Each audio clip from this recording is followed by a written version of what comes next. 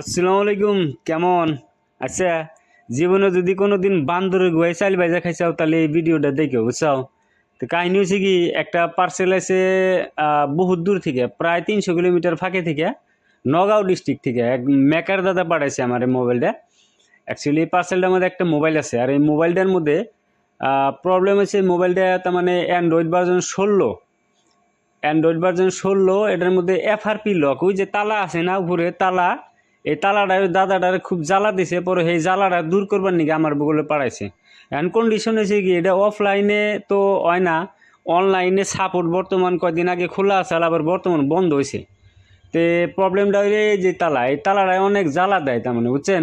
এখন কাহিনী হয়েছে কি, এই তালাটা ইউএসবি দিয়ে কাম করতেছে না, ইউএসবি কাম করে না, ফলে তো তাহলে আপাতত মাদারবোর্ডটা খুললাম, খুলে হেরে এই মিডিয়াটেক MT686বির এটার আজকে আমরা মানে সিপিইউ ড্রিল করুম। সিপিইউ ড্রিল এইখানি এরিয়ার মধ্যে এটার আইএসপি জাম্পার আছে, ঠিক আছে? তো প্রসেস স্টার্ট করি। এই সিপিইউ ড্রিল করতে আপাতত 2-3টা বিলের তঙ্গ লাগবো যে কোনো প্রকারেই, আর হ্যান্ড স্কিল খুব ভালো লাগবো, বুঝছাও? মন শক্তি সিপিইউ ড্রিল করবার যাবা, সিপিইউ তো ড্রিল হবো না, মাদারবোর্ড ড্রিল হয়ে যাবো গা। তখন কাহিনী হচ্ছে কি, যদি হ্যান্ড স্কিল আপডেট করবার চাও বা মোবাইল রিপেয়ারিংয়ের কাম শিখবার চাও বা এই টাইপের জটিল জটিল কামের মানে থেকে পয়সা ইনকাম করবার চাও, তাহলে আমার লগে যোগাযোগ করবা। আমার নাম্বারটা ভিডিওতে আমি দিয়ে দিতেছি একটু পরে। তো কাহিনী হচ্ছে কি, সিপিইউ ড্রিল করার পরে লাস্টের অংশতে ব্লেড 2-3টা ইউজ করা লাগবো, একবারে খুব লাহে লাহে, প্রায় আধা ঘন্টার বেশি লাগবো খালি সিপিইউটা ড্রিল করতে।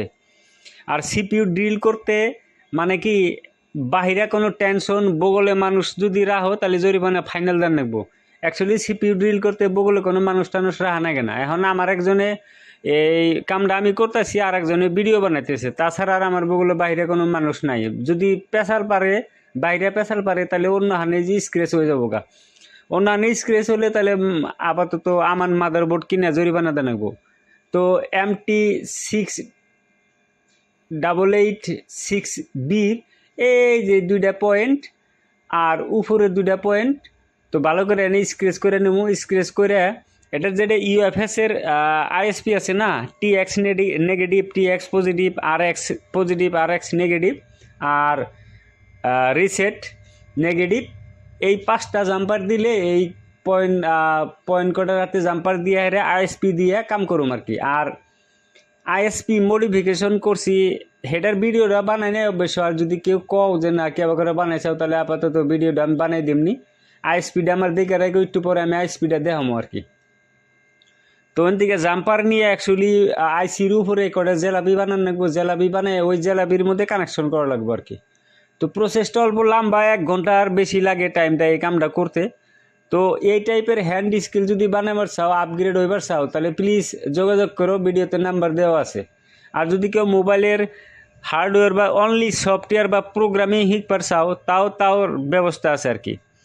আর আমার এনে থাকা খাওয়ার সুব্যবস্থা আছে, প্লাস মোবাইল রিপেয়ারিংয়ের A to Z যদি শিখবার মন ধরে। মোবাইল মার্কেটে মানে মোবাইল রিপেয়ারিংয়ের ফিল্ডে পয়সা আছে, বুঝছো? তো এই যেটি হলো এটার আইএসপি জাম্পার। তো আমার আইএসপি জাম্পার মুখস্থ আছে, হিসাবে আমি কানেকশন করি আর কি, তাও দেখাইলাম। তো এই যে আমি আইএসপি মডিফাই করছি, মোটা মোটা তার দিয়ে তার মধ্যে কেবা কেবি করে বানাইছি আর কি। আর এটা দিয়ে আমি সব আইএসপির কাম করি। তো সময় পাই না ভিডিও বানাবার নিকে, আপাতত আজকের ভিডিওটা বানাইলাম। তো আইএসপি জাম্পার করার পরে মানে জাস্ট 1 ক্লিকে কানেক্ট হয়ে যাবো গা। কত সময় একটুকা প্রবলেম করে, 2-3 বার একটুকা মানে গুলুমুলু করা লাগে, তারপরে হে কানেক্ট হয়। তো এখন করুম কি, F64 বক্সে কানেক্ট করুম আর কি। F64 বক্স এন থেকে তারটা উল্টে নেবো। তো দেখো ওই যে কানেক্ট করছিলাম, ফার্স্টে কানেক্ট হইল না, তারপরে কানেক্ট হয়ে গেল গা, গরিবের ফটো এটা। এখন কন্ডিশন হয়েছে কি, এনে একটু কাজ সময় লাগবো, মানে আইএসপি দিয়ে খুব স্লোভাবে কাম হয়। তার মানে এটি সিকিউরিটি অটো ব্যাকআপ হইতেছে, অটো ব্যাকআপ হওয়ার পরে আপাতত জাস্ট 1 ক্লিকে এফআরপি বাইপাস হয়ে যাবো গা।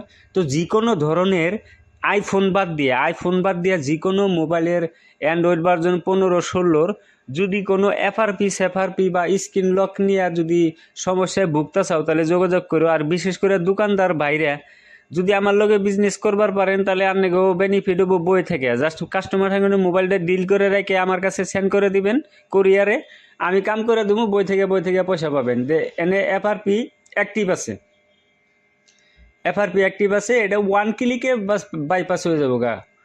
এফআরপি এন থেকে পার্টিশনে আসা লাগবো, পার্টিশনে ও যে এফআরপি আছে এই এফআরপিতে জাস্ট 1 ক্লিক করলেই এফআরপি সাকসেস। তারপরে আইএসপি জাম্পার খুলে দিব, খুলে দিলে আরে মোবাইলটা সেট আপ করুম, ওই তালার যেটা জ্বালা আছে না ওটা শেষ হয়ে গেল গা।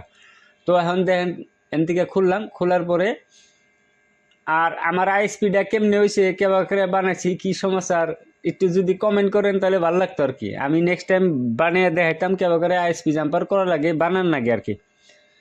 তো এন থেকে এনকার বেদলটা শেষ দিয়ে দিলাম, শেষ দিয়ে আপাতত এটা আইএসপিটা থুয়ে দেই, পরবর্তী 2-1টা মোবাইলে কাম করা হারুম। তো মোবাইলের মাদারবোর্ডটা আপাতত লাগে চেক করি মোবাইলটা রেডি হইলো না অন আছে না কি সমাচার। তো দেখি না আপাতত ডেডও নাই, অনই আছে। তো ভিভো আইকিউ একটা মোবাইল যেটার নাকি অ্যান্ড্রয়েড ভার্জন 16 ছিল, তো এখন সেট আপ অফলাইন হয়ে যাবো গা। যে দাদা পাড়াইছে ওই দাদারে তো আপাতত মেলা মেহনত করছে, নর্মালি বাইপাস করবার নিকে বাইপাসও নাই।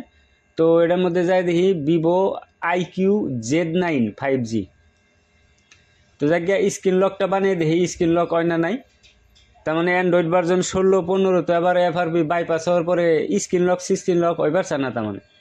তো আজকের ভিডিওতে হেনি, পরবর্তীতে এর থেকে ভালো ভিডিও নিয়ে আহার মানে কথা দিলাম। যদি ভিডিও সম্পূর্ণ দেখছেন তাহলে আন্নের ভিডিওটা শেয়ার করে দিন। Thank you.